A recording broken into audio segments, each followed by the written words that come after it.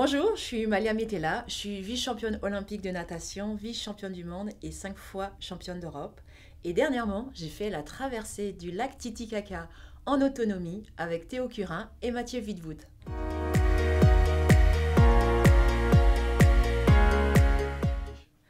En fait, j'ai accepté tout simplement parce que c'est organisé par les jeunes, pour les jeunes. Et ça, c'est fantastique.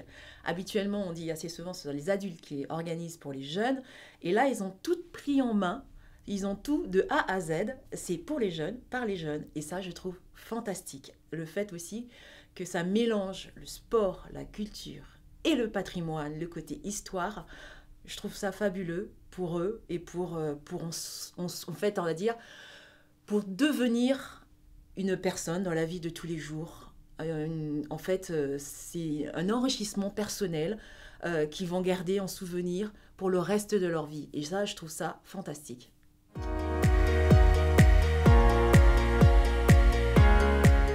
Ce projet de traverser le lac Titicaca, il vient de Théo Curin.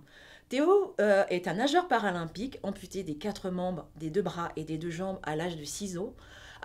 Suite à une maladie bactérienne, en fait, une méningite bactérienne qu'il a eue à l'âge de 6 ans, donc ils ont dû l'amputer. Et il avait une très grosse phobie, Théo, c'était l'eau. Il n'aimait pas du tout nager, et il a eu une rencontre qui a tout changé. Et là, il s'est dit, il faut que je m'y mette, il faut que je me lance et que je réalise peut-être mon rêve, aller aux Jeux paralympiques. Donc au début, ça a été de réapprendre à marcher.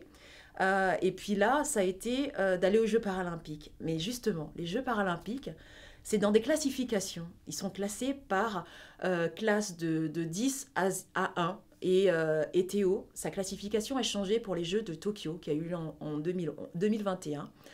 En fait, il se retrouvait avec des nageurs qui avaient des bras. Et lui, il n'a pas de bras.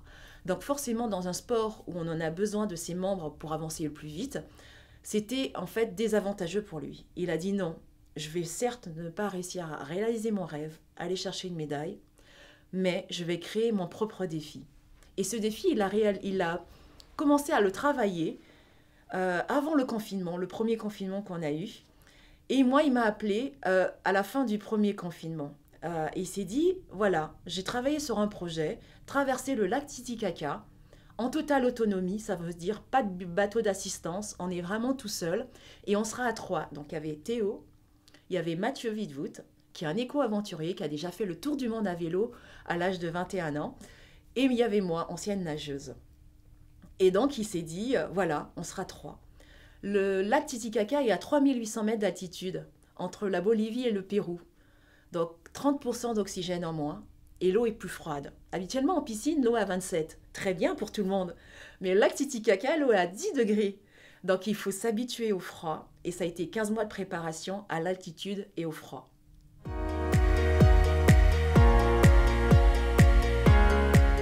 En fait, on a eu la chance de rencontrer beaucoup de Français, puisqu'on a fait notre conférence de presse qui a pris une ampleur incroyable et on ne le pensait pas, en Bolivie, à La Paz.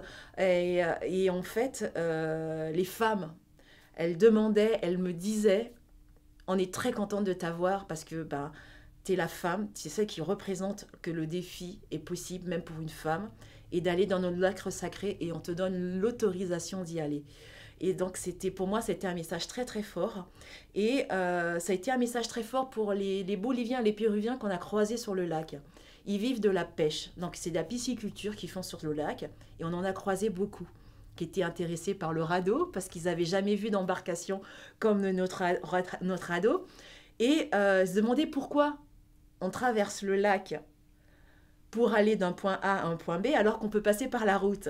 Et on dit que c'était pas ça, c'était un défi sportif pour montrer que tout est possible, qu'une personne en situation de handicap, dont Théo, pouvait le réaliser, qu'une femme pouvait aussi le réaliser autant qu'un homme, et qu'on avait le côté écologie, parce qu'on a tout fait pour que le côté écologie soit présent. Notre radeau a été éco-conçu à partir de matériaux recyclés.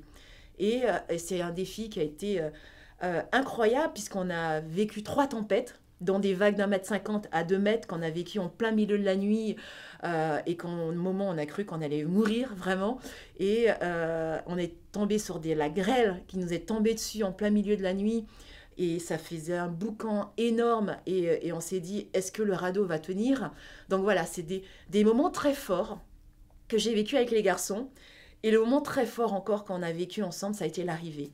On arrive, pour ceux qui ne connaissent pas, les îles Uros, ce sont des habitants qui habitent là depuis des millénaires, sur le lac Titicaca, près de Puno. Et en fait, on a été accueillis magnifiquement. C'était fabuleux.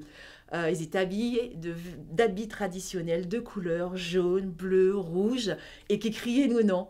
Et quand on est arrivé, j'avais les frissons comme moi, ma finale olympique, et ça a été un moment vraiment magique.